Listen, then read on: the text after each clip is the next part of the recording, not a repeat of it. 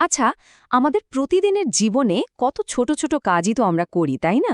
অনেক সময় হয়তো সেগুলোকে তেমন গুরুত্বই দিই না। কিন্তু যদি এমন হয় যে এই সাধারণ কাজগুলোর মধ্যেই লুকিয়ে আছে এক অসাধারণ প্রতিদান, চলুন আজ এই ছোট আমলের বিশালতা নিয়ে কথা বলা যাক। একবার ভাবুন তো, দিনের শুরু থেকে শেষ পর্যন্ত করা একদম ছোট্ট একটা কাজ। ধরুন কাউকে দেখে শুধু একটু হাসা বা রাস্তা থেকে একটা পাথর সরিয়ে দেওয়া। এই কাজটাই কিন্তু পাহাড় সমান সোয়াব এনে দিতে পারে। অবিশ্বাস্য লাগছে শুনতে?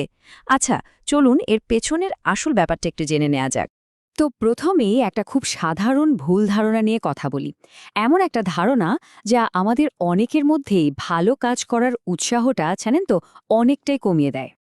আমাদের মধ্যে একটা ধারণা খুব প্রচলিত যে বড় সওয়াব পেতে হলে বুঝি অনেক বড়, অনেক কঠিন কোনো কাজ করতে হবে। কিন্তু জানেন, ইসলামের শিক্ষাটা এখানে একদম অন্যরকম। সেখানে বলা হচ্ছে খুব নিষ্ঠার সাথে করা একটা ছোট্ট কাজও, হ্যাঁ, একটা ছোট্ট কাজও কিন্তু পাহাড় সমান সওয়াব এনে দিতে পারে। চলুন এবার তাহলে আমাদের আলোচনার মূল জায়গাটায় আসা যাক। খুঁজে দেখব কিভাবে এই ছোট ছোট কাজের ভেতরেই লুকিয়ে আছে এক বিশাল সম্ভাবনা।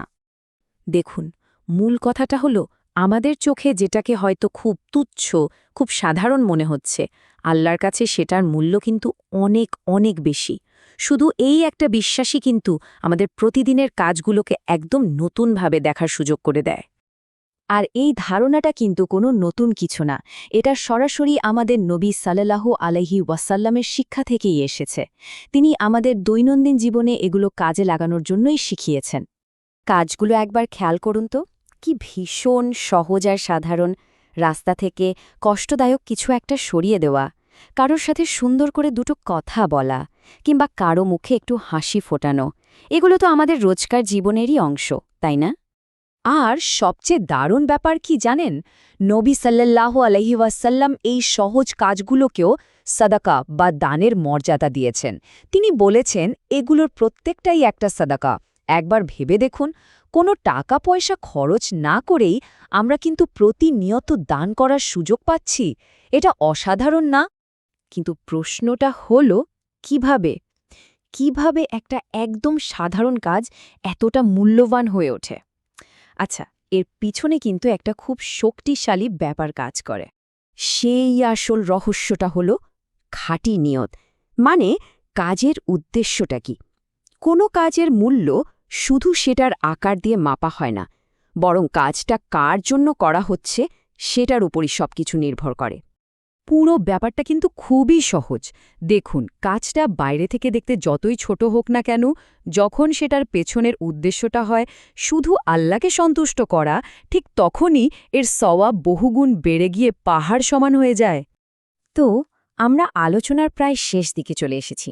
চলুন এবার দেখি এই ছোট ছোট কাজগুলোর শেষটা, এর চূড়ান্ত পরিণতিটা কতটা সুন্দর হতে পারে। তাহলে আজকের এই আলোচনা থেকে আমাদের সবার জন্য মূল বার্তাটা কি? বার্তাটা হলো, আসুন আমরা ছোট ছোট ভালো কাজকে আর কখনো অবহেলা না করি, প্রত্যেকটা সুযোগকে কাজে লাগাই। কারণ সত্যি বলতে আমরা কেউই তো জানি না কোন ছোট্ট কাজটা আল্লাহর কাছে এতটা প্রিয় হয়ে উঠবে যে সেটাই আমাদের নাজাতের কারণ হয়ে দাঁড়াবে। হতেই তো পারে আমাদের চোখে যেটা খুব সামান্য, সেটাই হয়তো জান্নাতের দরজা খুলে দেবে। তাহলে এই আলোচনার শেষে প্রশ্নটা না হয় নিজের কাছেই থাকল, আজ কোন ছোট ভালো কাজটা করা যায়? উত্তরটা মনে মনে যাই আসুক না কেন, কাজটা করতে কিন্তু ভুলবেন না।